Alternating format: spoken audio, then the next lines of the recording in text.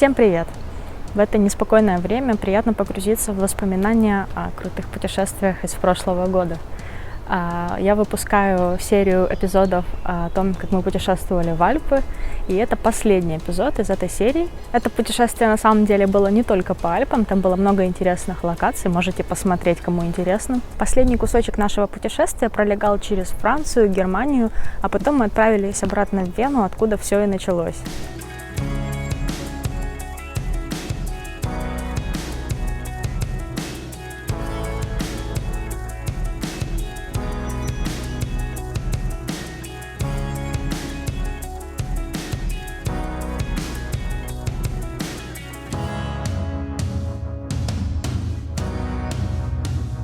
Следующий наш город Страсбург. Это такой интересный французский город со старыми домами и украшенными цветами улицами. Он находится на берегах реки Иль и также на одном берегу Рейна. А с другой стороны Рейна находится немецкий город, то есть там уже граница с Германией, и называется город Кельн.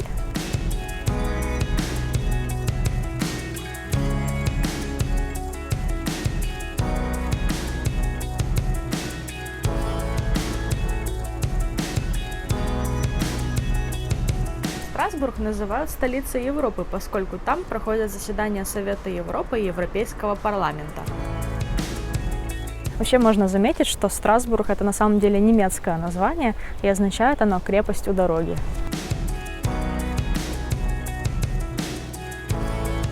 Это необычный город и интересный, потому что какие-то архитектурные детали кажутся как будто немецкими, а какие-то французскими.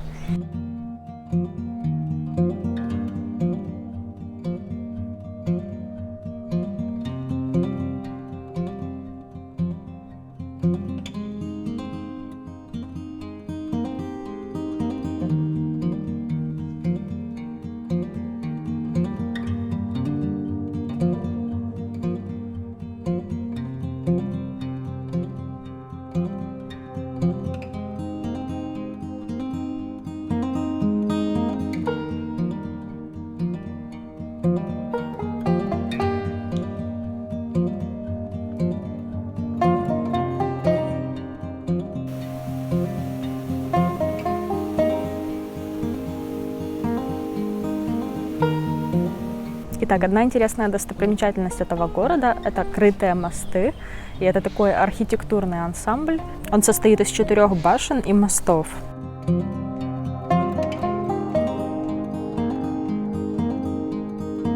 Совсем рядом с этим объектом находится дамба Вабана. Это одно из самых известных мест в Страсбурге. И интересна эта дамба тем, что ее построили с расчетом на то, что если вдруг какое-то будет вторжение в город вражеских сил, то возможно будет всю южную часть города просто затопить.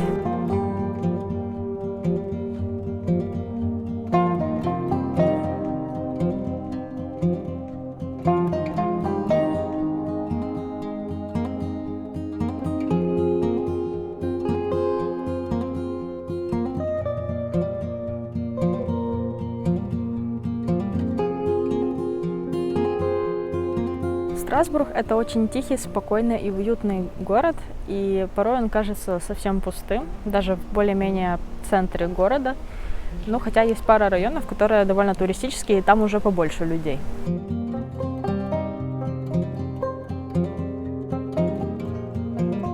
Один из таких самых туристических районов называется Маленькая Франция. Именно туда мы и направляемся. Уже подходя туда, среди более современных зданий мы начали замечать характерные домики с такими деревянными балками. Эти балки кажутся просто нарисованными, они такие четкие, яркие, красиво все покрашено. Этот живописный квартал вообще внесен в список всемирного наследия ЮНЕСКО даже.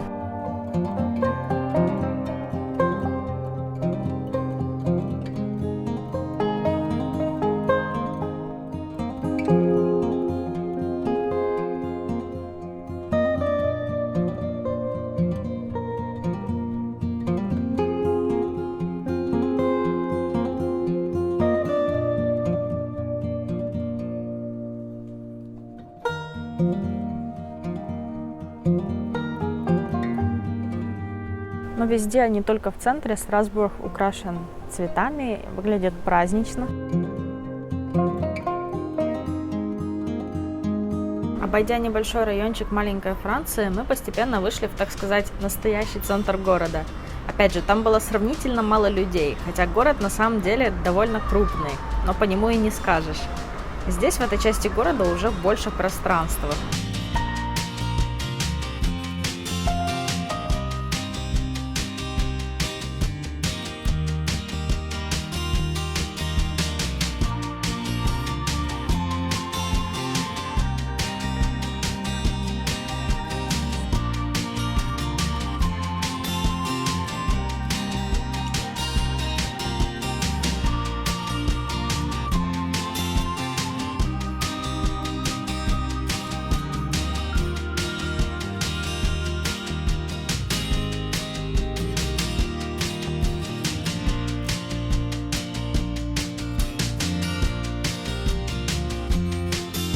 А вот и площадь, где находится Страсбургский собор.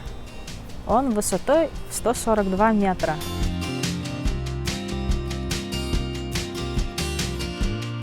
Собор этот в своей архитектуре объединяет немецкие и французские влияния. Можно, конечно же, попасть внутрь и наверх, но будьте готовы выстоять немаленькую очередь у входа. Это, пожалуй, самое популярное место в городе.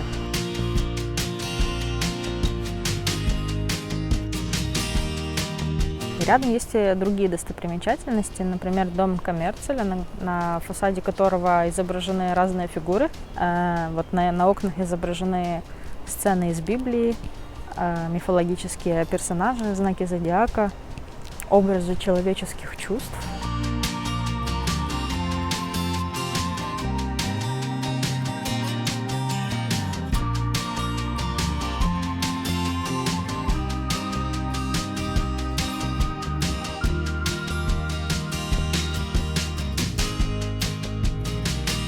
Еще недалеко от этого места находится площадь Гутенберга. Ее так назвали в честь человека, который изобрел книгопечатание. Но, как сказал мой папа, в истории каждого государства есть свой человек, который изобрел книгопечатание.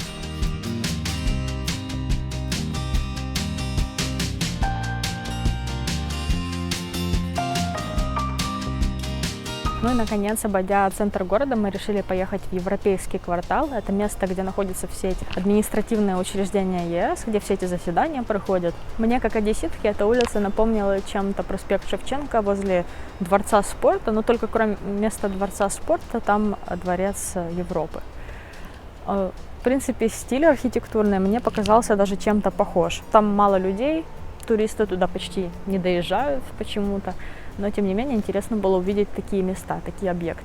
Рядом с этим Дворцом Европы находится памятник, который посвящен всем людям, организациям и учреждениям в мире, работающим для защиты человеческих прав.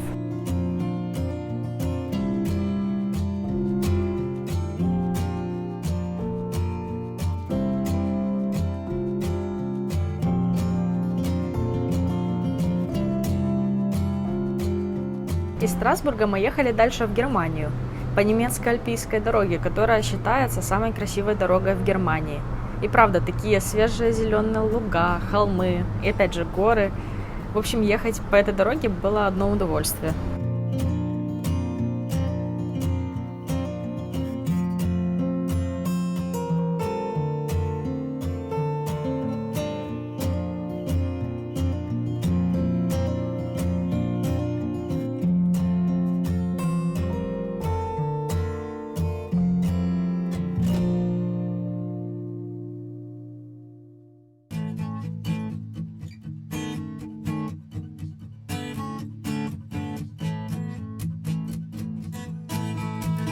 На самом деле, следующей нашей целью были два красивых замка. Они находятся почти в одном месте, почти друг напротив друга на двух утесах. Находятся недалеко от Мюнхена, где-то чуть-чуть больше 100 километров. Один из них называется Нойшвайнштайн, а другой Хоеншвангау. Кстати, Нойшвейнштайн считается самым красивым замком, построенным при баварском короле Людвиге II. Его еще называли сказочным королем, именно из-за его любви к прекрасному, из-за того, что он строил замки. И хотел после себя оставить след человек, и в итоге сооружал интересные замки, как минимум 4 штуки у него на его счету. Это считается самой красивой из них. От места, откуда я снимаю, можно подняться к этим замкам либо на автобусе, либо пешком, либо даже на карете, запряженной лошадьми. А чтобы вы понимали, подняться туда пешком займет где-то 40 минут. После замков мы направились в гостиницу, уже вечерело, и мы попали в очень интересную гостиницу. Судя по всему, эта гостиница находится в месте, где есть какой-то горнолыжный курорт. Она даже называется Hotel Boarding House Hohenwart. Я напишу название. Так как мы приехали не в сезон, когда все катаются на лыжах и сноубордах, там, в принципе, была приемлемая цена. 100 евро мы заплатили за ночь за 3 человека. И номер был просторный, он больше напоминал такую уютную квартиру, чем гостиницу, ну или даже дом. Там было пару комнат, там все очень интересно украшено разными деталями интерьера, там какие-то книжки. Предусмотрен завтрак в этой гостинице, там дружелюбные хозяева. И даже при выезде из этой гостиницы вам дают в подарок баночку варенья. Вот. Очень интересная, милая деталь, и это было приятно. На следующее утро мы отправились в Мюнхен. На самом деле это был дождливый, хмурый такой день, но немцы, они очень веселые люди, особенно в Баварии. Например, смотрите, что они устроили для стоящих хмурых автомобилистов на светофоре. Кстати говоря, мы попали в Мюнхен в удачное время, потому что именно в это время там проходил всем известный фестиваль, который называется Октоберфест. Такое событие, которое занимает практически целую неделю, начинается одними выходными и заканчивается следующими. Именно поэтому во всем городе периодически мы встречали приодетых в такие традиционно баварские костюмы немцев. Но давайте обо всем по порядку. Сначала, перед тем, как мы могли посмотреть город, мы пытались припарковаться где-то. И это было не слишком легко, потому что по городу, особенно в центре, парковочные места — это такие небольшие пятачки у дороги, ну, как кармашки. И вроде бы там парковаться можно, но там есть знаки, на которых написана целая куча условий на немецком. И часто такие места, там можно припарковаться не дольше, чем на 2 часа. Вот. Так как мы побаивались штрафов, то мы пытались найти настоящую парковку, и вот это уже было сложнее. Но все-таки мы нашли потом место недалеко от центра города. Сейчас из-за погоды этого не было заметно, но на самом деле Мюнхен — это очень музыкальный город. И на улицах очень много уличных музыкантов. Я это заметила, когда первый раз была в Мюнхене. И мне тогда рассказывали, что для того, чтобы играть на улице, человеку недостаточно просто иметь инструменты желания. Нужно как минимум иметь образование, и вообще там выбирали лучших из лучших, а не кого попало. То есть там чуть ли не борьба за каждое место, чтобы играть где-то в центре города.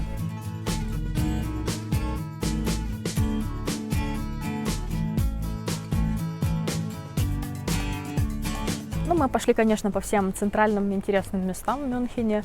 Побывали на площади Мариенплац. Там находится такая колонна позолоченная, статуя на ней Девы Марии.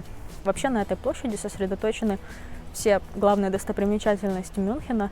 Там находятся 2 ратуши, старая и новая, и собор. Вообще потрясающая архитектура, такое необычное, очень много деталей. Кстати говоря, мне чисто случайно повезло, потому что каждый день в 11 утра там происходит такое небольшое представление на часах ратуши, и там человеческие фигурки изображают сцены из жизни. Я так поняла, что из жизни, происходившей на этой площади когда-то. И вот это представление там занимает несколько минут, и в это время собирается очень много людей, просто чтобы посмотреть на этой площади. А мы случайно попали туда вот в это время, и классно было увидеть это впервые именно в этот день.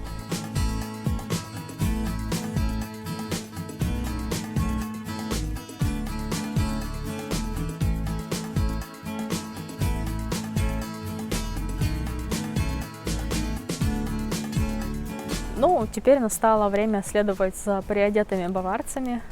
Для этого даже карта не нужна, они тебя приведут куда нужно. Но на самом деле мы все-таки с картой сверялись, чтобы прийти на то место, где проходит фестиваль. Место это называется Луг Терезы. Это огромное пространство, заставленное павильонами. Я, кстати, не знаю, во все ли сезоны там эти павильоны стоят, но это просто огромная площадь. По-немецки это Терезиенвисе. В общем, неудивительно, что выбрали именно это место, потому что там хватит места на всех. И в этот город съезжаются со всего мира на Октоберфест. Для того, чтобы попасть на этот фестиваль, есть несколько правил. Туда вход свободный, но нельзя заходить на территорию вот этого события с большими сумками или рюкзаками. Но возле входа можно оставить их в камере хранения. Хранение обойдется где-то в 7 евро. Также вас могут проверить вещи на входе. Пить вне павильона алкоголь нельзя, но и вы и не сможете купить нигде, то есть не продается вне павильонов. Я раньше уже как бы смотрела какие-то видео, какой-то материал по поводу Октоберфеста и знала, что попасть в павильоны очень сложно. Люди, бывает, чуть ли там не заранее записываются, как-то занимают места или выстаивают огромные очереди для того, чтобы попасть в павильон. Это займет очень много времени. И я была готова к тому, что мы туда вряд ли попадем. Но лайфхак. Мы приехали в рабочий день, а так как этот фестиваль длится целую неделю, то в рабочий день вероятность попасть в павильон намного выше. Людей там было меньше, может, еще из-за погоды. Но в итоге нам все-таки удалось попасть в павильон. При входе в павильон у нас забрали бутылку воды. С водой нам зайти туда не получилось. И вот мы внутри. В общем, если вы интроверт, то вам будет сложно в таком месте, потому что там нет таких уютных отдельных столиков. Там чисто такие ряды столов, и все люди сидят в одной куче, все вместе, и ты там будешь сидеть среди незнакомцев и выпивать вместе с ними, общаться вместе с ними. В общем, все друг другу рады. Такая атмосфера единения всех пьющих, едящих колбаски и многое другое людей, которые там общаются, танцуют даже иногда. Там есть такой оркестр в центре, в том павильоне, в котором мы были. И порой они играли какие-то песенки, которые все знали, поэтому все подпевали.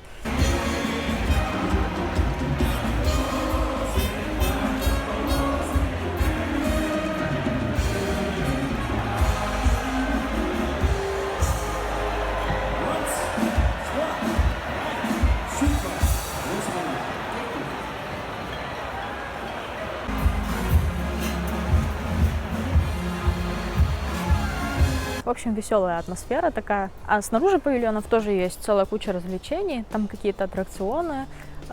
Тоже есть места, где можно перекусить что-то, но не выпить. Вот. И можно купить сувениры, все такое. Мы попали под дождь. Даже ливень такой был. И, в целом, это было очень весело поедать хот-доги вместе даже в такую погоду.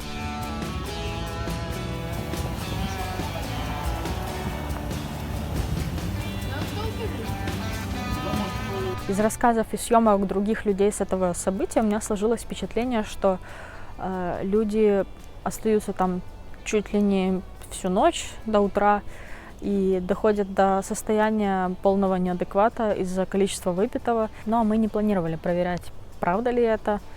Поэтому мы просто насладились, получили свою дозу веселья, так сказать, и отправились дальше гулять по Мюнхену.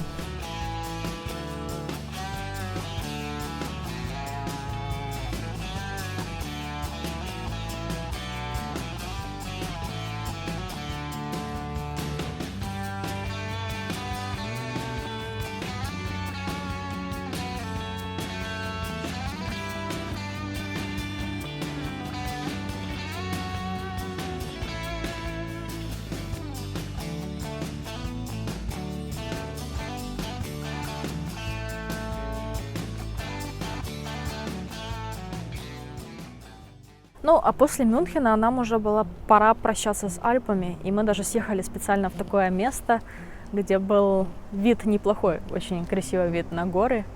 Последний раз полюбовались и помахали ручкой, и нам была пора отправляться обратно в Вену, откуда все началось для меня.